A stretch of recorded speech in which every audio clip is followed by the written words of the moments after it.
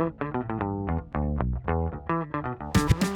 to the Predictable Revenue Podcast, where sales leaders teach you what's working for them so you can build it yourself.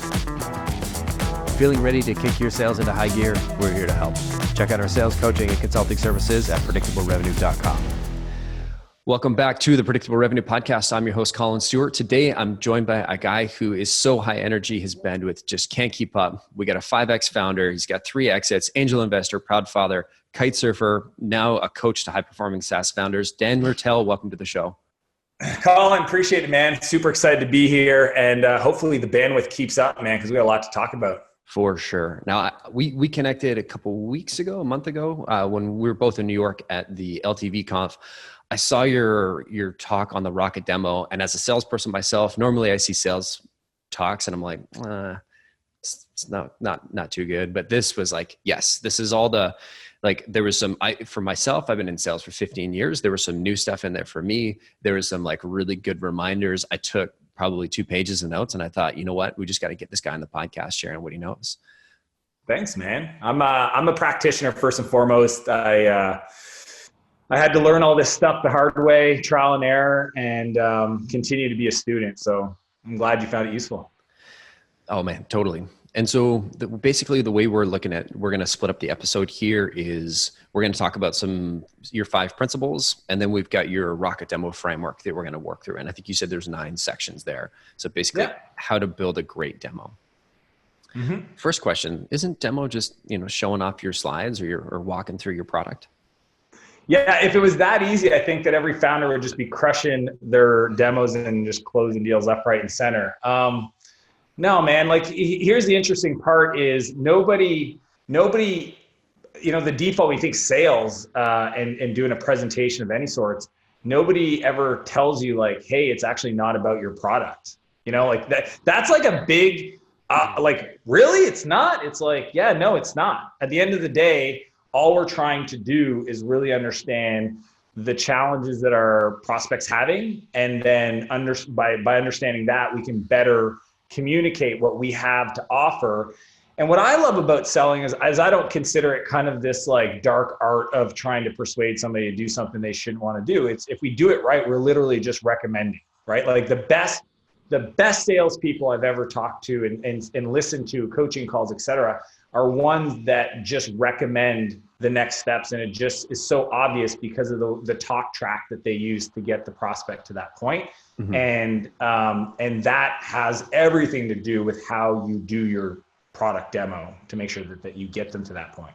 For sure. And so much of it isn't just about like the script or how you say things.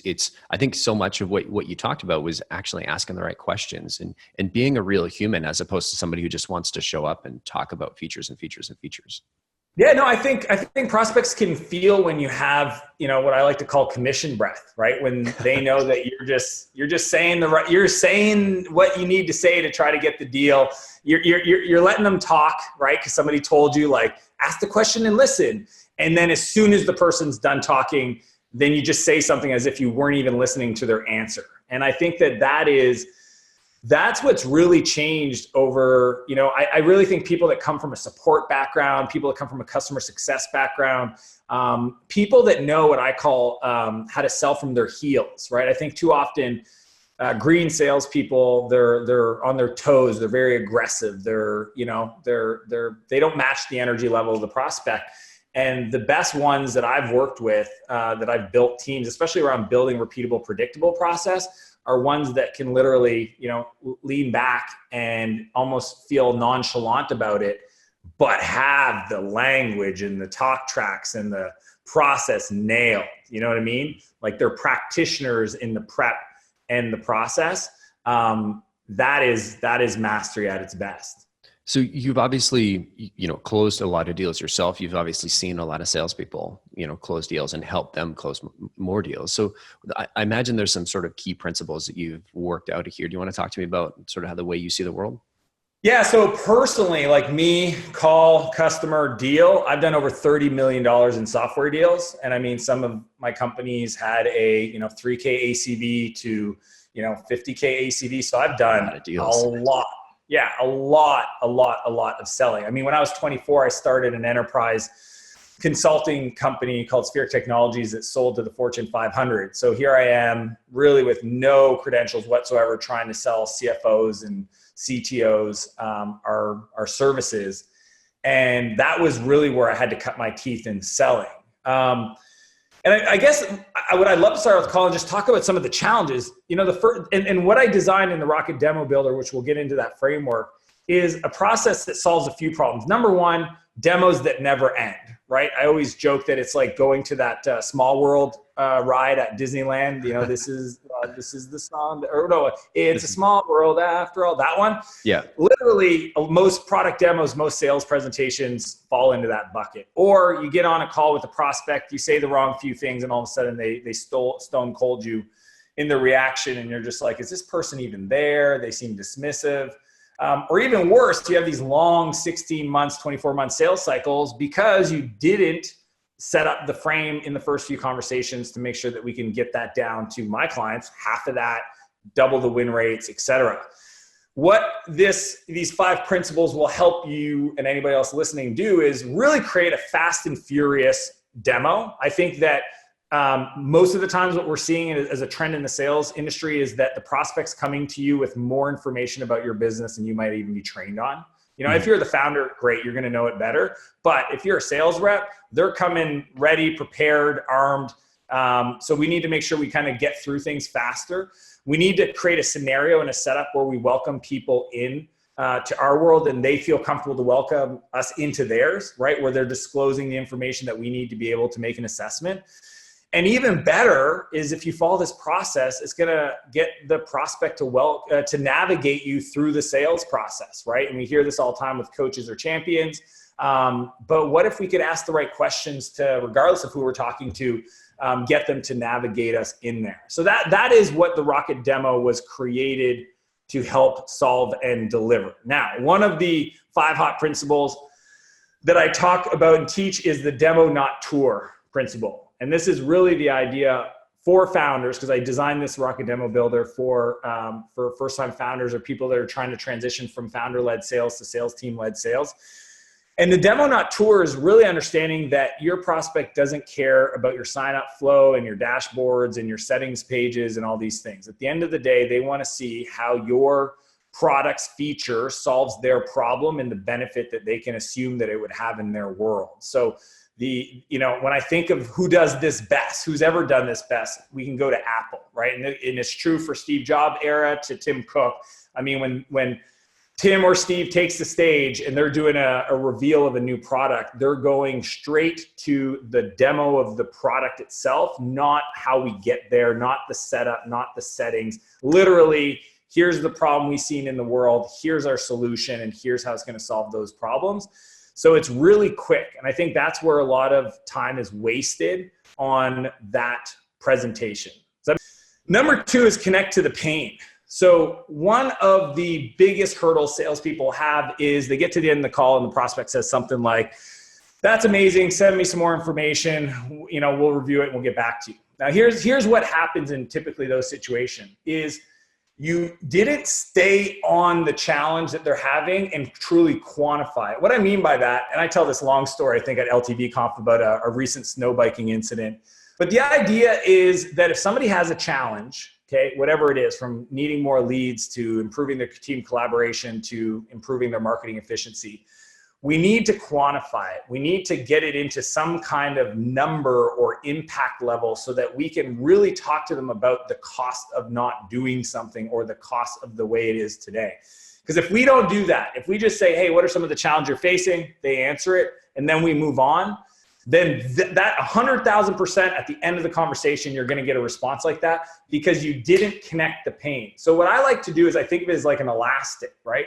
And on one end, we're gonna try to nail the pain where they're at today, and we're gonna lock that in. Okay, so we need to quantify it. We need to ask things like, what's the impact been to your business? Why is this important to you now? What happens if you don't get this solved in the next quarter? Et cetera, et cetera. We nail that in with an elastic band. We stretch. This is the cool part. When we do the demo, what we're doing is we're stretching across whatever surface or whatever timeline the potential future of what the world could look like if they used our solution, right? And it's in those 2 poles, the polarity of where they're at today and really feeling the pain and what the possible future could look like, that we create tension. And there's no sale ever made without creating tension. It's tension in, oh my gosh, you're right. I can't believe I didn't look at it this way. And if I don't have this solved, or it sounds like you have the solution, I may not get over to where I need to be, right? And this is true if you're selling to a role within an organization or to the owner of the organization. So to me, it's all about connecting pain, meaning that, and this is, I think, Colin, the big thing is if you have time in between conversations, right? So you might do a discovery call, and then for some reason you only got 3 weeks before you do a demo. When you get back on that demo, if you do not reconnect to pain and understand why they were reached out in the first place, then you'll go through the demo and it won't work because they forgot why they reached out in the first place. I don't know if you've ever done this when you're searching for a solution. You might email a bunch of different companies. Takes a few weeks to finally get on the phone with somebody. And when you get on, you're like, well, it's not really a problem anymore because you forgot, right? Mm-hmm. That's what I'm talking about is it's kind of like a bruise. We need to just push on it. The prospect has a bruise. They came to us because they're like, this hurts, but maybe they forgot how painful it is. We just got to go that, and they go, ow. And you're like, I can help with that. Beautiful. They're just, scripts don't work. Scripts might be good for initial cold calling outbound, but in the world of kind of solution selling that we're in today, we need to be able to go different places and then bridge people back. So lead by questions for me is, when I think of like great interviewers, right? Like I think it's Barbara Walters. Is that the? Yep. Yeah. Or like, obviously Charlie Rose before he got himself in trouble. But for me, it's like coming across as just genuinely interested and empathetic and curious, right? And I think that if that's the tonality that you bring, you slow down, again, go to your heels and just say things like, hey, I'm just curious. Like, what did it look like before? Or, if you could wave a magic wand, how would you describe a perfect scenario? My favorite question is 12 months, we're going to be hanging out together, dropping a big steep line at your favorite ski hill, right? But I won't even say favorite ski hill. I'll be like, what's your favorite ski hill? They'll say this. I say, cool. We just rented a chopper and we're about to drop a big bowl because we're celebrating because we just crushed it in the last 12 months. What happened in your world to feel really proud of your progress at that point? I think that's a great question in my world anyways, because I'm coaching incredible founders. But I think that to me is, as you look at your demo process, what we need to do is build a bank of questions that we know that depending on the scenario that we can just pull on to go deeper. And even if they don't give it to us in that first question, we're ready for question 2 and 3, and we might hit it from different angles. And I think that great salespeople don't sell anything. They just ask questions that allow the prospect to understand the value as self-evident and the decision as a now thing. Like one of my favorite questions is, for me anyways, in a service business, right? So if you're selling coaching services, et cetera, is why me? Right? So like Colin, I'll often ask like, what is it about my background, things you might've read or seen on the internet that makes you feel like I'm the guy that could help you with this? Great question. It's a great question because then they go, well, I've been watching your YouTube videos for 8 months. I know you worked with Liam at staff.com, timedoctor.com. I seen you speak at LTV Conf and I'm having this issue and it sounds like you're the guy that can help me out. And I go, hey, perfect. Sounds like you've been part of the community for a while. I'd love to see if it's a fit. Then I move on. And it's just like, that's a great question, I think. In any scenario, you can do that for like, what is it about our product that makes you feel like we might be able to help you out? Let them tell you the research they've done so that you can use that when you do the presentation, not waste their time. The other question I asked right before that question typically is, what makes this a now thing? What's going on in your business that makes this, something you want to solve now versus later? Because that helps create a commitment to urgency. And that'll help avoid the, let me get back to you, objection at the end, or, it's not right a now thing. Because if you start off and ask them that and they sell you on why it's a now thing, then they've got to be congruent on making a decision now so that objection at the end goes away. The thing is, if we do it right, objections are taken care of in the process, not at the end, which I think is traditionally how people thought of sales. And that's why it's lead by questions. It's your questions should actually be dealing with objections before they even become a thing. So that's number 3. Number 4 is my, favorite one is, peg the money shot, drop the mic, right? And what I mean by that is I think there's this bias called the recency and primacy bias, right? So primacy is the first thing, and recency, and this is why there's the rule of 3. So you can Google rule of 3. It's a human psychology. We're predisposed to 3s. And with the recency and primacy bias, the idea is that we want to start with something really great. So if there's like 3 features you want to show the prospect based on their challenges, you want to start and end with the best, but you want to end with the best because that's the one that's really going to get the hook, right? Mm-hmm. So I always love to, every founder knows, like, what's the one thing when you show a prospect, they're like, oh, that's cool. Save that for the end. And then just say, so here's what I've heard. You have this challenge, this challenge, this challenge. Great. So here's what I'm going to do. I'm going to show you a few key features that'll help you solve those problems so you can get this benefit, right? So benefit is always like, I'm always asking myself in my head, in copy and in conversation, so what? So everybody listening, always answer the question, so what? It's not this thing, so you can get, it's so what? So you get a benefit. So I'll say at the beginning, so we'll go over this, this, and this, but I'm always leaving this is the best thing because I want to end the demo part on the best thing that gets them to go. 5 is the virtual close. Now here's what the virtual close is. It's essentially testing the close and also trying to get the prospect to help you understand how they buy, right? And I think that especially for mid-market and enterprise customers, it's really important to figure out what is their buying process to get your type of technology deployed. And if you're doing enterprise, maybe you're selling a proof of concept. If you're doing mid-market, you might be just deploying to a department in an organization for kind of a land and expand process. And the key is to ask them questions like, when's the last time you invested in a solution similar to ours? And they'll go like, well, we bought SAP last, 2 years ago. Wow, that sounds like a really major decision investment. I'm just curious, what other departments were involved in making that decision, to the point where you guys decided to move forward? And said, well, we definitely needed IT on board to get the firewall approved. We needed to get finance because they're going to write the check. We needed to get legal because they had to review. And so what you want to do in the virtual close is essentially try to unpack all the different steps involved in making that decision so that we can write them down and then ask the prospect, if they're like, motivated, they want to move forward. It's like, would it be possible? Just because, here's what I've experienced. And I love doing that. It's like, here's what we've experienced. I don't know if you feel this way. But in the past, a lot of these folks, they're just trying to do their job and they just hate being sprung on last minute to do a big piece of work. So if it's okay, I would love to reach out to Bob in IT and get his checklist for what needs to be approved as a vendor or, et cetera, legal, to make sure that we understand kind of the standard contract that you guys like to look at, et cetera. And by doing that, you get permission. You get to start the process in parallel, especially for enterprise, in parallel to even getting a deal done and evaluated to take care of some of these roadblocks. Because at the end of the day, the reason why you're getting a 60-month sales cycle is because those people are asked at the last minute their input and they reset the process. If you're lucky, and the worst part is many times you don't even get to meet or talk or know about these people. And what I want to do is I actually want to befriend them up front, let them know I'm a known quantity, I'm a person just like them. And I'll reach out and I'll be like, hey, Bob in IT, I was just talking to Jane in this department and they're evaluating our solution and it's super early. So I just want to let you know that. But she mentioned that you guys would definitely be involved in the decision. I totally see that that's the right move anyways. And I just want to know if you guys had a checklist.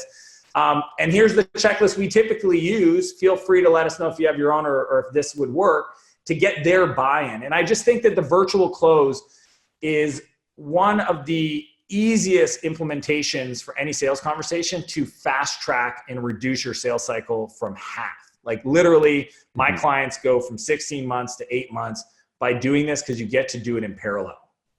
100%. Just like you said, even if you're not selling 18-month, 16-month sales cycles, every time you bring in a new buying influence, you reset the clock. So these are the 5 key principles. You've got a bit of a framework for actually how we put all this together and turn it into a great demo. Yeah, I'll actually right here, if anybody's listening, you can go to Dan Martell, 2lsmartell.com /rocket demo. So spelt out Rocket demo, and you can download your copy, which it actually go through the 5 hot principles in detail. And I give you the 9-box model for building your own Rocket demo. But let's go through exactly how this works. So pretty straightforward, I think, but might be new to you. Number one is we got to prep, right? We need to do the research. So before any conversation with a prospect, you need to minimum understand their world, their reality. So this is things like reading any news about the organization, obviously doing LinkedIn backgrounds, checking their social profiles to figure out if there's any big news in their world, and trying to understand maybe some technologies they use by using like a built with or other, but we want to diagnose their problems or at least understand it based on whatever context we've gotten for that initial opportunity, right? If it was from a trade show, some lead magnets or referral, we want to make sure that we prep properly before the call, right? So that's one. Second is orchestrate.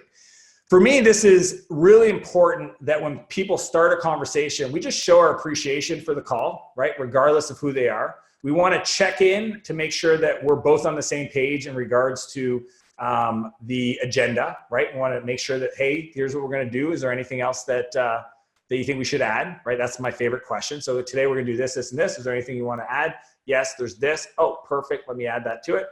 And then the end goal. So the end goal is kind of framing that today we're going to get to a certain point.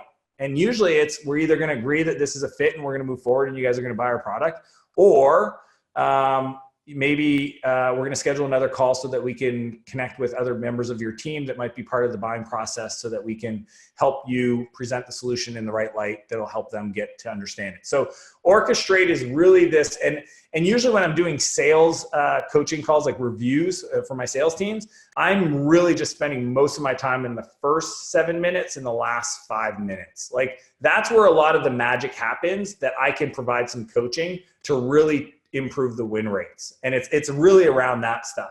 Then we go to the agenda. So we review the key features that we're going to talk about. We're going to provide an overview of the product. So this is just high level, because sometimes people think they know what you do, but they really don't know what you do. So just quick product overview. So that's number 3. And then the center of this, if you think about like that in the first 5 minutes, right? Because this is designed to be a 30-minute product demo, start to finish, right? And I've been able to sell $30,000 annual contract value deals in 30 minutes. And people are like, there's no way.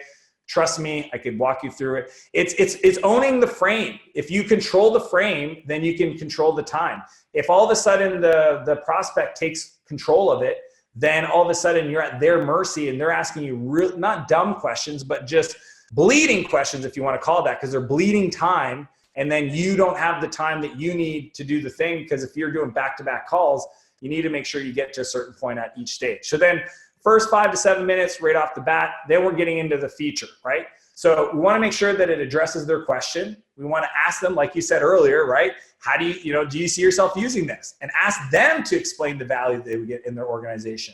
Another question, what would be the impact on your business if you were deploying this technology?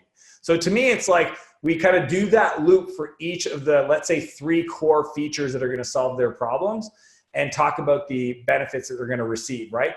The other thing that I love to do that's not technically on this worksheet that I think is critical is introducing mini case studies for each one of those, right, Colin? So like I'll often say, this is the feature. Actually, one of our customers, plant seed, case study, recently deployed this to their organization and got this result, right? So if you can show the feature, get them to buy in on it impacting their business, and then mention a current customer like them that got a result using that specific feature, boom, that's like a bow tied up, sealed and delivered. We do that 3 times, right? So feature 2, feature 3, we leave the feature 3 as the number 1, drop the mic, peg the money shot moment. And then we come back, box number 7 is the review. We want to summarize the key points. Colin, at the beginning of the call, you mentioned you had this problem, this problem, this problem. As I've shown, this result, impact on your business. Do you have any other questions that we haven't gone over yet to help you make, with your evaluation? We answer their questions, right? But we quickly move on to the close, right? So often, especially new salespeople, they forget to ask for the deal, right? How often, Colin, I've done this. We had the deal. we didn't shut up and ask for it, and we sold ourselves out of the deal. Yeah, you close another call when you should have closed the deal. Yeah, like it was literally ours to have. We talked ourselves out of it. Like too often we think there's more we need to say. Sometimes we need to say nothing else, be quiet, and just say something like, where do we go from here? Right? Mm-hmm. Are you ready to move forward? Like literally, that's it. Are you ready to move forward? They're like, yep, looks good. Let's do it. Perfect. Or if they don't, then just say, hey, you know, like who else would be, and usually I get the decision maker stuff earlier, maybe on an email and stuff. But if you have it, we want to make sure that we get the right decision makers. There is some qualifications you want to do before you get to a demo that I think are really important. As a salesperson, it's nothing more frustrating than realize that you're selling to the wrong person. And this is where you would do the virtual close. Like this is where you would ask about, you know, have you ever bought a product like ours recently? What did that process look like? Who is involved? Would it be okay? Et cetera, et cetera. So that's 8. And then 9 is follow-up. If you're good and you can get a credit card updated, do it on the call. So this is one thing I do. I teach my clients to do. If the person's ready to move forward and they say, yeah, let's do it. Say, perfect. I'm going to open up your account here. I've got your credit card details. Does your card starts with a 4 or a 5? It starts with a 4 or a 5. That's it. You're welcome. That is my favorite question because they go, what? And then they look, oh, it starts with a 5. Perfect. And what's the number? Dun, dun, dun, dun, dun, dun, dun. Great. I've just got you updated. You're now on this plan. Here's what's going to happen next. So I'm not going to get into the whole close process, but you know, you got to kind of create some excitement. And then and we'll get to the BAM fam in a sec, but my favorite thing is to deal with objections after the close. Colin, have you ever dealt with this? Somebody says, yeah, I'm in, and then you know they're not. So one question I like to ask, and try to make it funny, it's again, your personality from the heels. I always say, you know, other than a global financial meltdown, including North Korea, is there any reason why, you know, tomorrow or next week, you would have any issues moving forward based on what you've said today? Because I want them to then bring up, well, you know, my co-founder might have an issue with this. Okay, let's talk about that. Or, you know, we're going to run out of money in the next 3 weeks. Oh, that's good to know. Let's talk about it. So like, even after you've gotten the deal, I think it's really important to then do another round of potential objection challenges that could come up by asking a question like that. And if for any reason you can't get the deal done on the call, then I always implement BAM-FAM. So BAM-FAM is book a meeting from a meeting. It is a pivotal rule that every sales organization I've ever been part of, you do not hang up the phone until you have something scheduled. So they might say, hey, send me the proposal, I'll review it with my team, let you know. I say, perfect. I always ask, what was your favorite part of our product? What you saw today? What was the part that you feel would have the biggest impact on your business, right? Your favorite. And they go, well, this. I was like, ooh, that's cool. I recently did an Orange Theory class. Well, not recently, but 3 months ago. And I went for 3 months while I was in San Diego. And after our first introductory class, that was their first question. And I was like, well done. Yeah. What was your favorite part about the class? And she waited and asked every person for their answer. And I was just like this little sales happiness in me. Yeah. And then, so essentially get them enrolled, tell them what's going to happen next. If they can't, BAM-FAM. I do it on the call. It's like perfect. So you like this? Great. When do you think you'd be able to talk to your team? Well, you know, we have a team meeting next Monday. Great. Why don't we do this? Why don't we schedule? And I always schedule the same time the next week, this week, because usually there's a cadence in people's calendar, so it's easy. Why don't we do 20 minutes with these two people? What are their emails again? Perfect. What I'll do is I'll send the invite email with the description of our conversation, real high level, some information that you can use to kind of present to let them know before the meeting. And if you have any questions beforehand, just reply back to that invite. I'll make sure that I get those cleared up. On the next meeting, agenda. We're going to do this, and this with the anticipation we're going to get to this point. And I'm really excited and looking forward to our next conversation. They're like, awesome, great. You've been amazing. Super cool. Done. That is how I believe world-class product demos are done. And that's why I created this, because I just think people have really cool technology. Like literally my clients that I work with have incredibly super neat, advanced technology that the biggest challenge, they just don't know how to communicate to their prospects about how it works. They get too enamored around what they've built and they don't realize that it's not about them. It's not about their solution. It's 100% about your potential customers' Yeah, talk to me about the impact that you've seen this had on companies that you work with. I mean, it's one of those things where oh geez, my lighting just blew up on me. I kicked it from under the table.